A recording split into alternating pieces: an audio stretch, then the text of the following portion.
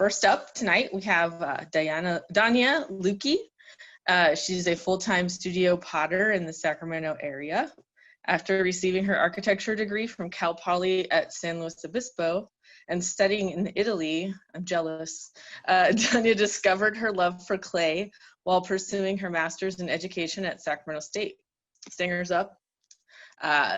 There, her interest in architecture, Japanese poetry, contemporary art, and ancient textiles found a natural expression in form and function. Hi, Dania. Good evening. How are you? Hi, Maya. Very good. Thank you. And I'm nice. It's Dania. It's a weird. Oh, is it Dania? I'm sorry. I should have clarified in advance. No worries. It's completely Dania. unique. So yeah. It is. Does it have any significance? It's Latin for the Danish people, but it happens to be a town in Florida that my parents loved and traveled through. And I was born in Winter Park, so yeah. Oh, cool. Well, there you go. It's like Winona Ryder. Great, and I love we can see your studio. It's perfect. So we get started with, describe a typical or maybe a not so typical day in your studio. Good. A typical day. So I've heard a lot of there's no typical days, which is true. I think that there's working towards event days and there's kind of refueling yourself days. So a typical day in my studio is for me to come out. My studio's at my house, so that makes it very easy commute. Come out. I have my list of what I need to, being a functional artist, I have my list of what pieces I want to produce for the day, and then following that through the process. So if I have 20 cups to do, then I'm gonna throw them, I'll do a series of them, and then carry that through the next day after they're a little further along in the process. So basically my typical day is being very in tune with what the clay is doing and meeting it at each step. So that's my studio, and then taking some breaks, and gosh, I've got a garden and animals and walking around the neighborhood and things like that to kind of break things up. Yeah, so it makes for a little bit of a long day, only because you again have to meet everything when it's ready, not when you're ready. So I could find myself up very early minding a kiln, or being up very late trying to slip the pieces, put slip on them or glaze them and get them ready. So it's more of a typical process than a typical day, I would say.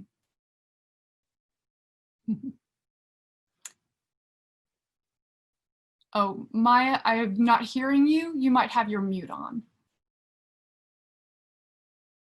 There we go.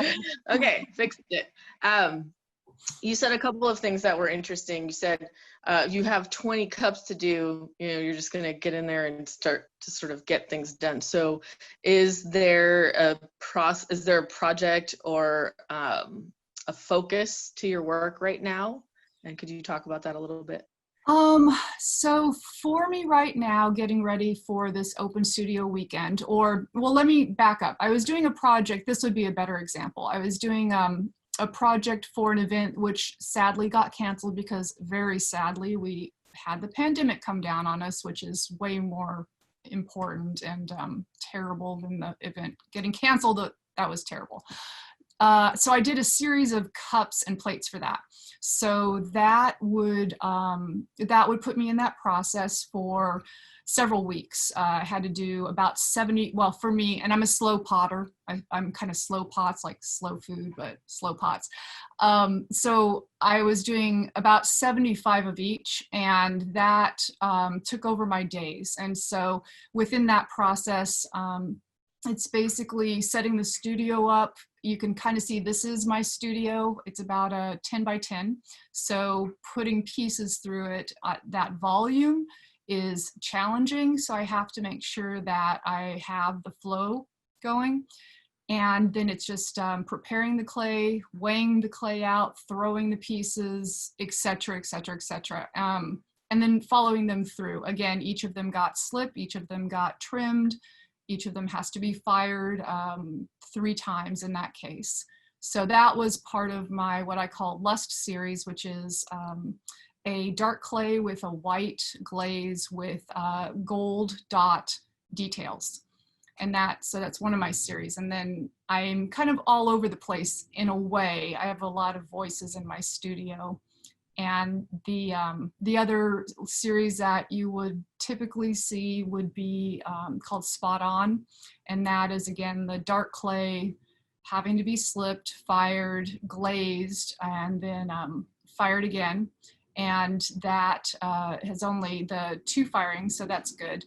But then if I kind of venture out into a separate process, so that's actually in this kiln right behind me, all in electric kiln. But if I kind of go off in another direction, which I'm off to do, it'll be a gas firing, and that is a whole different thing. And that's if I'm making a dinner set for a family, then I'll be throwing a series of plates and bowls and cups and things, and each of those again has to be processed, and then those will ultimately go into a larger gas kiln and come out again. So I hope that describes the series. It's a little hard without seeing the pieces. It sounds fun. I don't do pottery, but I do knit, and I really enjoy sort of like the meditative process of like doing something for a long period of time over and over again. That's perfect. Which may sound boring to some folks, but not at all. Actually, I'm part of the spinners and weavers group in town, and we have knitters as well. And we do, I guess it would be kind of like the sheep to shawl. Maybe you've heard of that. It kind of goes right from the animal off its back and then all the way through the process of knitting or weaving. So one of your questions you've approved here is what influences or inspires your work, and I'm wondering if the knitting and the weaving is something that is also an influence. It is. I think that when I started, I actually was a knitter first, and was more spinning and knitting, and weaving came later. But I think that in my research looking to that art, I encountered a lot of the Japanese aspects and aesthetics, which also kind of came from my background in architecture. So my influences, I think early influences would be architecture, which I grew up enjoying looking at. I studied, and that's what brought me to Italy, actually, or went to Italy for that. And had always a real interest in the Japanese culture and their kind of approach to craft. And then a Scandinavian influence as well. The clean lines and the beauty of welding the functionality and the form together is really, really kind of where I love to be. So I believe outside influences, that just about covers it culturally. There's some artists, and in all different genres, because I believe that it's important to cross your genre to find influences. I think that it makes you stronger. And while I was going to school, and somebody might have said this already, but one of the professors quoted someone else, and they say you need to dig a deep well. And I think that that includes other genres of artists and visual works, not just visual though, music, etc. So that I think those are a good portion of my influences, without naming names. So I like that.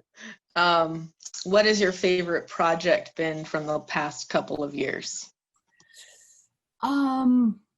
Great question.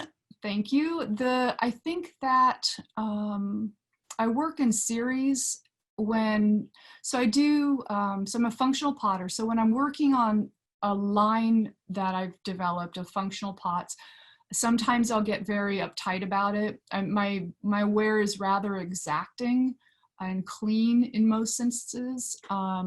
So when I get too wound up in that, I'll kind of go off on a tangent. And the last tangent I went on was a series called What is Construct?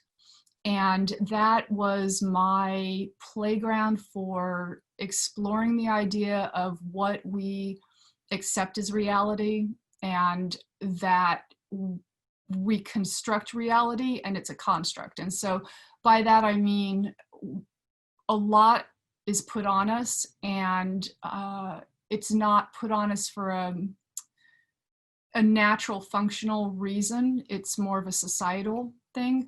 So I created a series of pots with stamped words and phrases, and then followed that up with imagery. And it was very personal to me. It came out of some lectures and books that I had read, and was to debut actually last March for the Women's Month. There was an event that I had mentioned before that would have gone on Women in Tea during March, kind of mid-March at the Sparrow Gallery. And then there was a big event, I guess it would be an art fair for women makers. So that one I think was my last tangent that I went off on. And it's very satisfying to me to be able to kind of scratch that itch, because I love words and I love to play with them. Mm-hmm. Yeah. Awesome. It's almost time to wrap up, so I wanted to make sure that people knew, aside from if you're doing a live studio this weekend, where can they find your work, given that Sparrow show didn't happen, right? I saw somebody do this, so I'm going to put this up. This is where you can find me. And again, just type my name in and I should hopefully pop right up. And I'll be doing live feeds from this studio you see behind me at 1:15, 2:15, and 3:15. And I'll do a tour of the studio and talk about materials. And then I'll do, and possibly a demo. At 2:15, I'll be talking about kind of what you touched on, my influences. And then at 3:15, we're going to do a deep dive into the shelves. And I'll look at all of those different series that we talked about, and again, talk about my influences there. Excellent. Yeah. Well, this was great. I appreciated getting to know about your process and you. And everybody, that's Dania Lukey. And her website is actually in the chat. So if you want to go check there, you can link there. Thank you so much. Nice to meet you. Nice to meet you too.